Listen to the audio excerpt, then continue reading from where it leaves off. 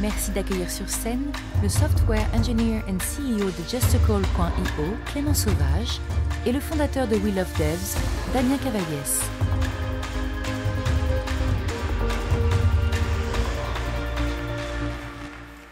Bonjour à tous. Bonjour. Ce que vous voyez derrière moi, c'est mon jardin. Mon jardin, il est cool. Parce que l'été, quand il fait chaud, j'ai juste à ouvrir les fenêtres. Je me pose avec mon laptop sur un banc derrière et je code. Je suis tech. Et ça, c'est ma trottinette. Ma trottinette, elle est fantastique. Elle est fantastique parce qu'elle supporte les gros, d'une part. Et d'autre part, parce que ça, c'est mon lieu de travail. Mon lieu de travail, c'est Eura Technologies. On aura largement le temps d'en reparler. Pourquoi est-ce que je vous montre ces trois éléments? Parce que de mon jardin à mon bureau, avec ma trottinette, j'en suis à 10 minutes.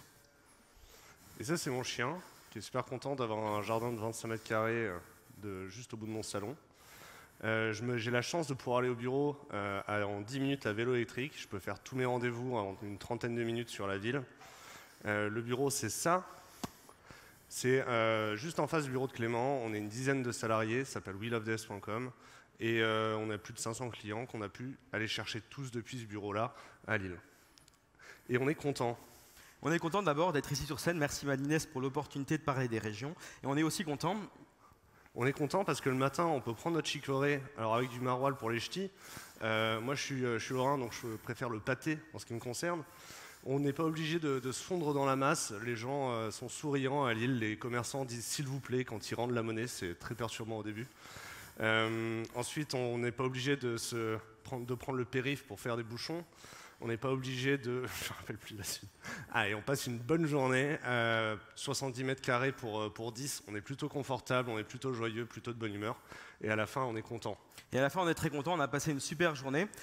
On n'est pas obligé de se taper des quais bondés du métro parisien. Et aussi, surtout, on rejoint le centre-ville très très vite.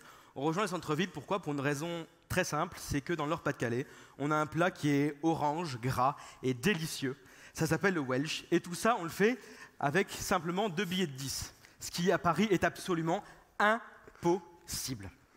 Tout ça, c'est possible parce que, comme je viens de le dire, on n'habite pas Paris. On n'habite même pas l'Île-de-France. On habite un petit peu plus au nord, dans le Nord-Pas-de-Calais, où il fait glacial, dans la merveilleuse ville de Lille, une charmante bourgade que je vous invite à visiter, qui fait environ 225 000 âmes. Je vais vous demander d'essayer, maintenant que j'ai planté le décor, de prendre un peu de recul, ou plutôt de vous projeter dans le futur, de vous le projeter dans le futur en 2030. Je vais vous demander d'essayer d'imaginer que l'on soit à Bergue, d'où le titre Bien vu chez les Ch'tis, c'est là où j'ai grandi pendant 20 ans, que l'on soit à Nantes, que l'on soit à Aix, que l'on soit à Rigvire, que l'on soit à Montcuq, que l'on soit à Villeurbanne, que l'on soit à Mont-Soleil-Mines, que l'on soit à Brest, à Paris, ou bien partout ailleurs. Cool, imaginez qu'on ait accès à des clients en 2030. Imaginez qu'on ait accès à des capitaux. Imaginez qu'on ait accès aux meilleurs recrues. Et enfin, qu'on ait accès, qu'on soit sur des territoires, des territoires qui sont accueillants. Et bien dans ces cas-là, partout, dans les villes, dans les campagnes, on pourrait venir voir émerger de magnifiques licornes. Et ça, je vous le donne en mille, c'est pas en 2030, c'est maintenant, en 2020. Et on va commencer notre exposé avec les meilleurs clients. Du coup, vous avez suivi un plan en 4 étapes. Le premier, c'est les clients. Je vais vous expliquer en quoi c'est chouette d'aller chercher les clients depuis la région. Ça, c'est la carte des utilisateurs des entreprises qui recrutent sur welovedevs.com. On est allé chercher toutes ces entreprises sans forcément bouger de chez nous. De temps en temps, je vais à Paris, je vais même souvent à Paris, mais ce n'est pas plus le sujet que ça. Ça nous a permis, en fait, donc, pour vous expliquer ce qu'on vend concrètement, c'est un site d'annonce, c'est un site de recrutement pour recruter des développeurs. Nos clients, ils postent des annonces, ils utilisent le vivier, ils rencontrent des candidats, ils recrutent des candidats, ils sont contents. Est-ce que c'est cool? C'est interactif, les gens. Ok, cool. Merci. On est allé chercher tous ces gens-là grâce à Internet. On a eu tout de suite des clients en Suisse, à Genève, à Lausanne. On a eu des clients à Londres, on a eu des clients partout. Parce que la distance entre nous et les clients, elle reste la même. Ça reste Internet, ça reste un call, ça reste un Skype. On avait forcément eu beaucoup de clients français, mais on a pu aller les chercher. Et aujourd'hui, pour recruter un développeur, on est le support qui est vraiment présent en région. On est le seul qui a 50% de ses clients et de ses candidats en dehors de Paris. Et ça, même nos clients parisiens le recherchent parce qu'effectivement, ils ont des centres qui sont à Nantes, qui sont à Lille, qui sont à Toulouse. Et c'est vraiment un différenciant pour nous. Ça nous a permis de nous développer. Hop. Le deuxième sujet, c'est qu'en fait, ça, c'est pas nouveau du tout. En fait, Internet, ça existe depuis vraiment longtemps maintenant. On est installé. Moi, ça existait déjà quand je suis né. Peut-être pas, mais ça existait déjà il y a longtemps. Et j'ai envie de vous parler de l'Amérique du Sud, par exemple. Est-ce que vous avez déjà acheté un nom de domaine en .co ? Il y a beaucoup de gens aujourd'hui qui ont oublié que le .co, c'était le .colombie à la base. Un entrepreneur colombien a décidé de le racheter et de faire une affiliation avec le gouvernement et d'en faire un business international.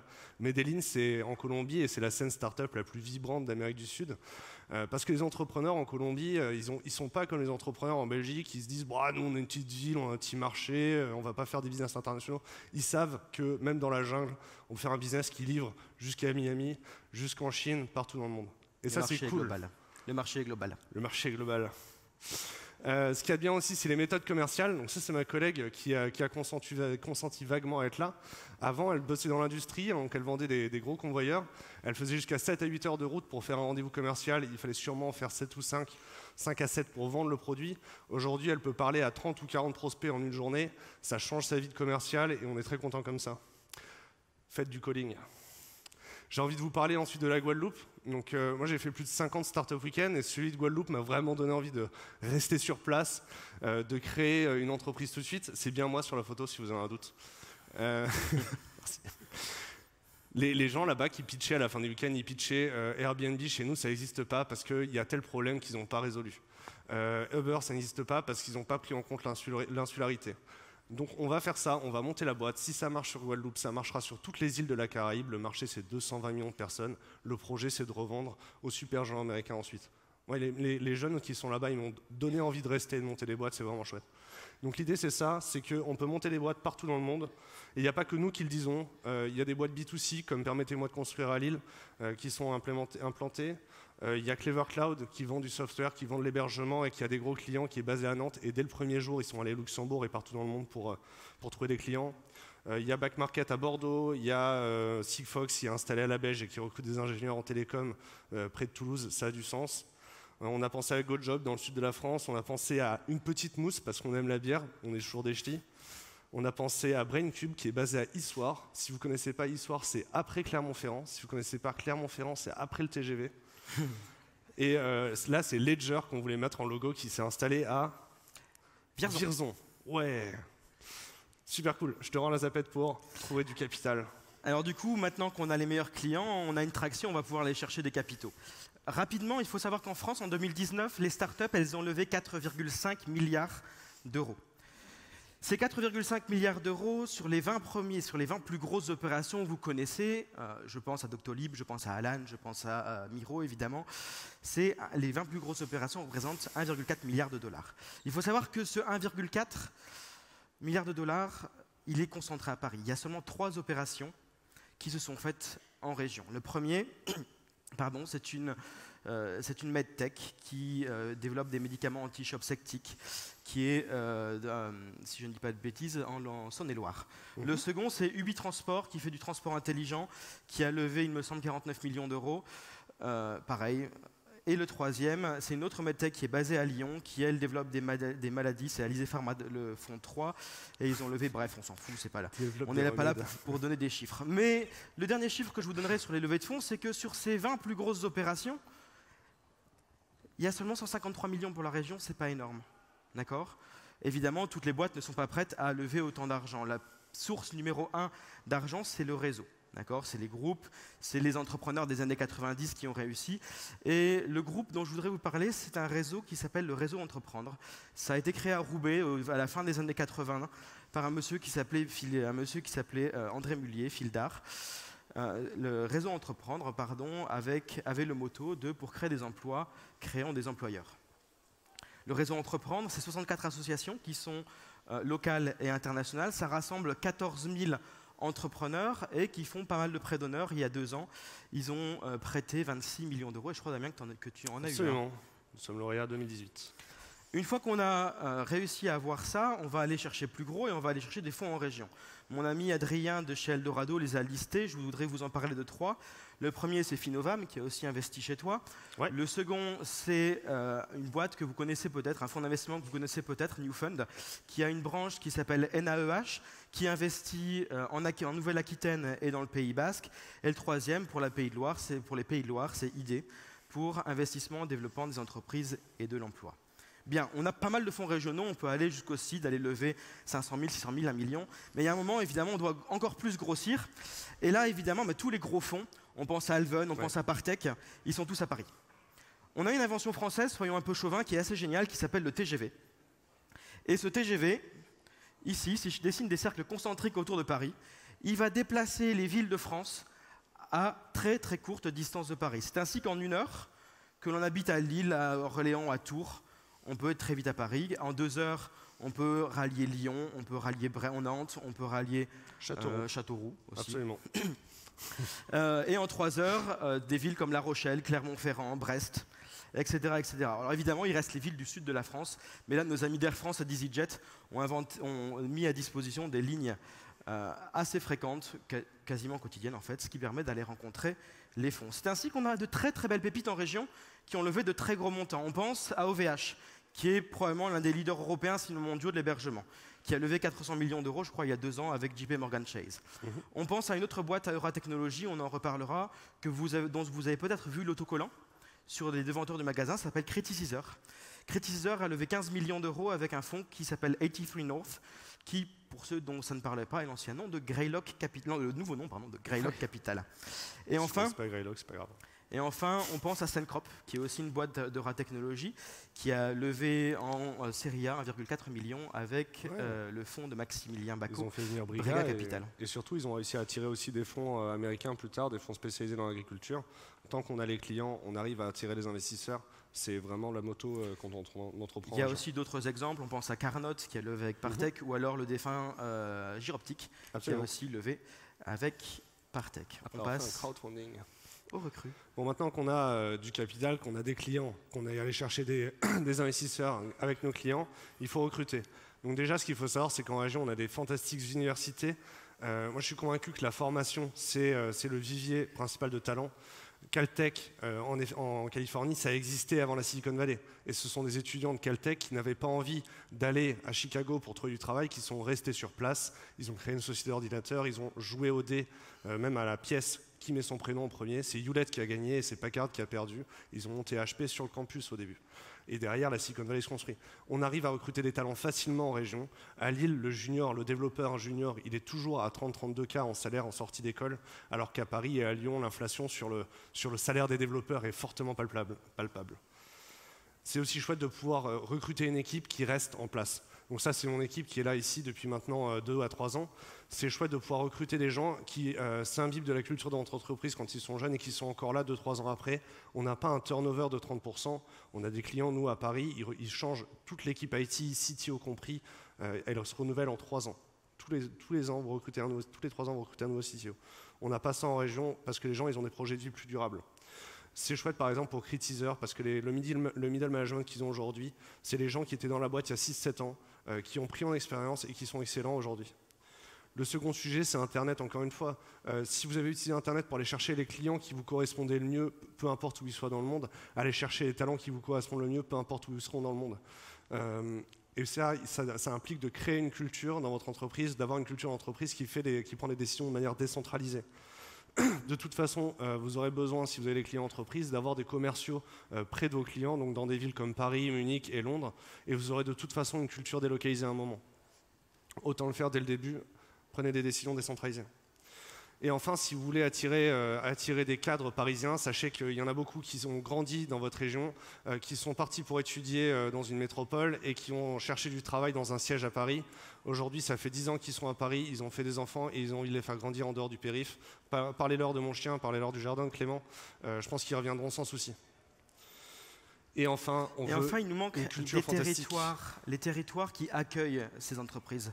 Il faut savoir que les entrepreneurs étaient là avant les startups et seront là après les startups. D'accord ? Il faut savoir qu'en fait, dans la vie de tous les jours, vous êtes entouré d'entrepreneurs. Ce second artisanat qui embauche le plus derrière la maçonnerie, c'est le coiffeur.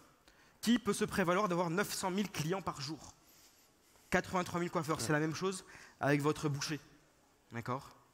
Il y a même des entrepreneurs dans les villes que personne ne connaît, même pas Jean-Pierre Pernaut. C'est Camini pour ceux qui n'ont pas la ref. Ce sont les agriculteurs. Alors évidemment, ils sont un peu bâchés aujourd'hui. Il y en a malheureusement qui se suicident. Mais les agriculteurs, les exploitants agricoles, ils sont 450 000 en France. Qui peut se prévaloir d'avoir 450 000 entrepreneurs dans son réseau? On parlait également de transformation du territoire. Je vais vous poser une question. Qui est-ce ici qui vient de Paris, dans cette audience, qui est-ce qui vient de Paris? Après tout ce que tu as dit, ils n'ont pas envie de lever la main. C'est ça, une grosse majorité. Si on pense aux transformations du territoire, puisque c'est le sujet de cette conférence, si on vous parle d'une vieille gare qui a été recyclée par un milliardaire en hub pour start-up, on pense évidemment à Station F. Mais il s'avère que dans le Nord-Pas-de-Calais, on fait ça depuis maintenant plus de 10 ans. D'accord? En 1896 et en 1900, 2 entreprises ont ouvert. Ce sont les entreprises Leblanc et Lafont. 80 ans plus tard, avec la chute de l'empire cotonnier, ces entreprises, elles ont fermé. C'est pour ça que la ville de Lille a décidé en 1996 de racheter le bâtiment, de complètement le rénover et d'en faire aujourd'hui l'un des plus gros hubs numériques. Ça s'appelle Euratechnologies. Incubateur, accélérateur, pépinière. C'est aujourd'hui 800 entreprises, plus de 4000 salariés, avec de très très belles entreprises, comme je l'ai cité tout à l'heure. Deuxième cas d'exemple, deuxième transformation. Est-ce que je peux demander dans l'audience qui est-ce qui est né entre, du moins avant 95? Donc l'immense majorité. Ça va, c'était gentil. Ouais, c'est vrai, j'étais assez light. Pour ceux qui avaient une dizaine d'années en 95 et pour ceux qui étaient plus vieux, vos mamans ou peut-être vous, avaient eu ceci. Yes, il y a des animations. La Redoute. La Redoute, c'est probablement le plus vieux catalogue par correspondance. Ça existait avant Amazon. Ouais. C'est nordique et le premier document est paru en 1928. Il faut savoir que la Redoute s'est apparue à Roubaix. Et malheureusement, comme vous le savez, l'entreprise ne va pas très bien. C'est pour ça que la ville a transformé les locaux de la Redoute en hub pour start-up e-commerce. Ça s'appelle Blanchemaille by Euratechnologies et on a des pépites comme Dagoma qui sont les leaders français ou peut-être même européens sur l'imprimante 3D. Absolument. Enfin, on va parler très très rapidement des Startup Weekend. Une fois que vous avez toute cette culture d'entreprise, ce qui est important, c'est de se dire qu'il y a des gens qui ont envie de créer des sociétés, qui ont envie d'entreprendre. Il faut savoir déjà qu'il y a des forces économiques sur le territoire qui sont très fortes. Les CCI, moi je suis impressionné quand je vais à Blois, quand je vais à Châteauroux, de voir la CCI d'Indre-et-Loire avec des fonctionnaires qui sont impliqués auprès des entrepreneurs. L'idée, c'est donc d'animer ça, de faire en sorte que les gens se rencontrent pour qu'ils puissent créer des entreprises ensemble, qu'ils se donnent des raisons d'entreprendre ensemble. Ça, c'est la vocation de Startup Weekend. On réunit des gens qui se connaissent pas sur un week-end, ils montent des boîtes ensemble. Les 3/4 du temps, c'est une mauvaise idée la boîte et ils la font pas, je tiens à préciser. Mais les gens, ils se retrouvent ensuite. Moi, avant d'être chef d'entreprise, j'étais en école d'ingé. J'aurais dû finir chez Altran. D'ailleurs, j'ai fait un stage chez Altran. Mais je suis allé à un Startup Weekend et j'ai vu que monter une boîte, en fait, tout le monde peut le faire, que je pouvais le faire aussi. Et j'étais à Euratech ensuite, j'ai pu bénéficier de l'ensemble des accompagnements qu'il y a sur le territoire.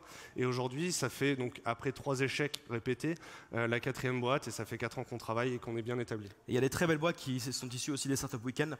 Bon, évidemment, c'est le cas, c'est un cas aux États-Unis, à Columbus, si je ne dis pas de bêtises. Alors, vous le disiez tous. Rapidement. MyTaxi en Roumanie, les mecs ont inventé Uber en Roumanie sur un Startup Weekend. Ils l'ont vendu à Uber 3 ans après pour 11 millions.